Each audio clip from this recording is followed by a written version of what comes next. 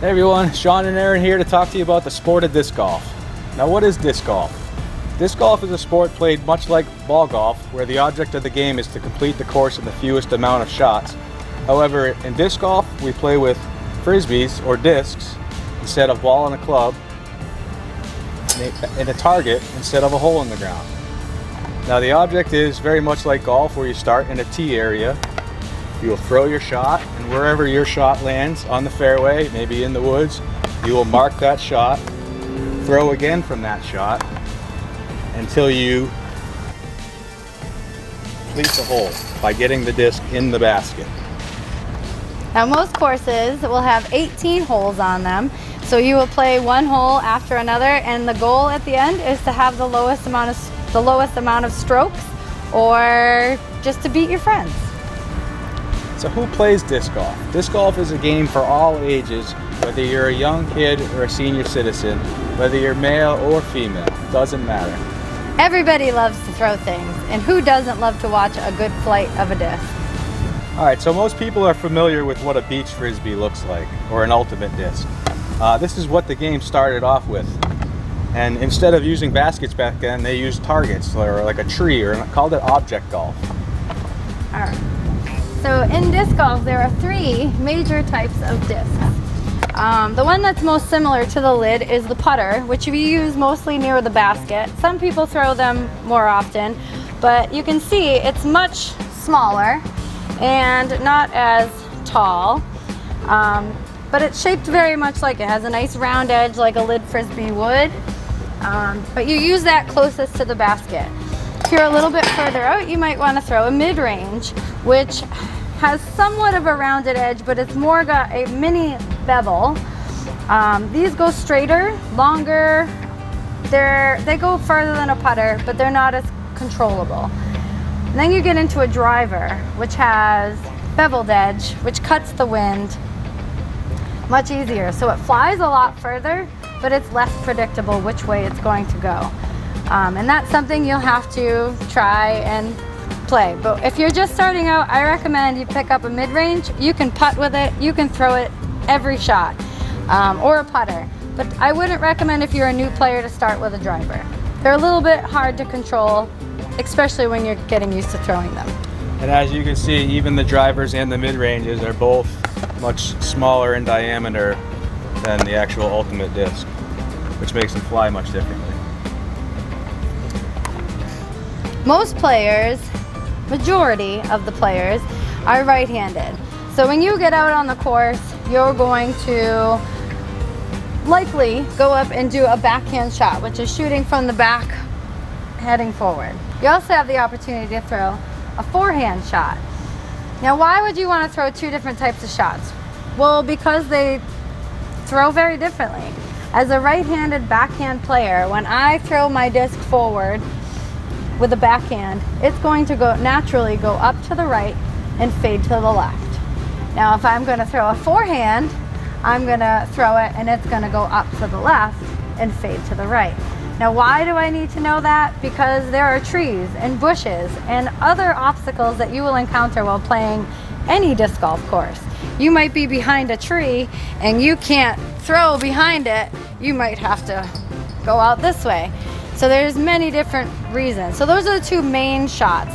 There's also an overhand or a thumber. There's different ways to do them, but it's basically going over your head, much like a baseball shot. So a lot of people that play softball or baseball might feel natural throwing that. I myself prefer to stick to backhand and forehand shots. So now I just told you as a righty what will happen when I take those shots. But Sean is a lefty. So if we're gonna both take a backhand shot, we would go this way. Now mine's gonna go up to the right and fade left. Mine's gonna go up to the left and fade right. And that's basically because of the rotation you're putting on the disc. As a left-handed backhand thrower, I'm putting counterclockwise spin on the disc, which makes it finish to the right. Now if I throw a forehand shot, left-handed, I'm putting clockwise spin on the disc and it's gonna finish to the left. So if you're a righty and you want it to go to the left, you shoot backhand. If you want it to go right, you shoot forehand. Opposite if you're a lefty. If you want to go right, going backhand. If I want to go left, I'm throwing. So those are the basic shots that you're going to encounter while playing a round of disc golf. So you might see that we both have a lot of discs in our bag. That is because different disc manufacturers make many different molds of drivers, mid-ranges, and putters. We're not quite sure how they do it, but some are designed to go the opposite way than they're supposed to go. So as a right-handed player, I said that most times when I throw a righty, it's gonna go up to the right and fade to the left. But there's some discs that will fight that pattern. Just like a sand wedge versus a one wood, they have very different characteristics in what they do. So that is why we have so many different discs. You find what you like, you find what works for you, and you make a collection. Right. But you really only need 1 or 2 discs to get started. Yeah. So as a lefty, I can take a disc that is understable, throw it backhand, and get that disc to fight its natural flight and go left instead of right. You know, if it has long enough to fly, it'll probably come back and finish to the right. And something that's really stable when you throw it backhand is going to cut really fast. So stable means it's going to do its natural pattern fast. Understable means that it's going to fight that natural pattern longer, if not its whole flight. It might come back at the very end, but not always. All right, so where can you play disc golf? You'd be surprised how many courses there are across the entire country. How do you find these courses? Well, we're going to show you 3 resources. The first is the PDGA.com, which stands for the Professional Disc Golf Association. On this site, you can find out more about the sport, how to become a member, events in your area, find a course, and lots of other things. So definitely go check this site out. But I have the courses pulled up, and you can see there are courses all over the world. So definitely use this as a resource if you're just getting started. Another one is Disc Golf Course Review, or dgcoursereview.com.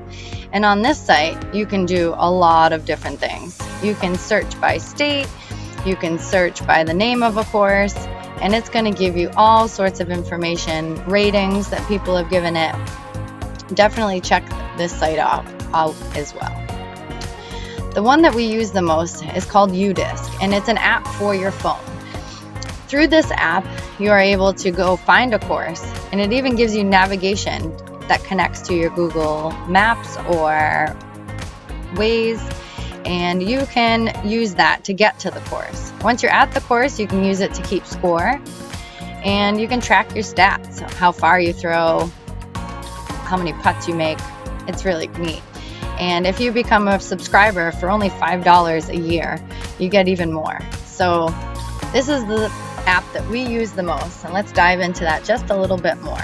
As you can see, I'm zoomed into Florida. You can see there are a lot of courses here, but we're going to go back up to our home area of Massachusetts in New England. You can see there are thousands of courses. I'm going to choose Maple Hill, which is our home course, and show you a little bit about what it can show you. When you first click on the course, it will give you a name, any pertinent information, such as you can see, there's a money symbol there because Maple Hill is a pay-to-play course. Once you click on the course, you're going to see some information, where it is on the map and how to get there with the directions. If you scroll down, it might give you even more information, whether it's dog friendly or cart friendly, different things that people may have added.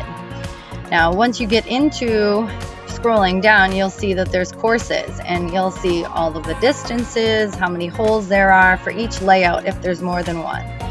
Now, a new feature that I've at least recently found is if you click on the layout, it will give you a map of the layout. And because it's a GPS and you're on your phone, it most times will give you a dot of where you are. So if you can't find the next tee by looking at the map, the dot will help you figure out where you are and which direction you need to walk to find the next hole.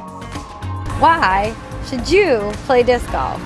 Well, because it's a fun sport and it's fairly cheap. Discs range anywhere between $9 and $20, and most times you'll have those discs for a long time. If you lose one, it's easy to replace monetarily. And one of the best parts about the game is you really don't need a lot of discs. You can play with only one.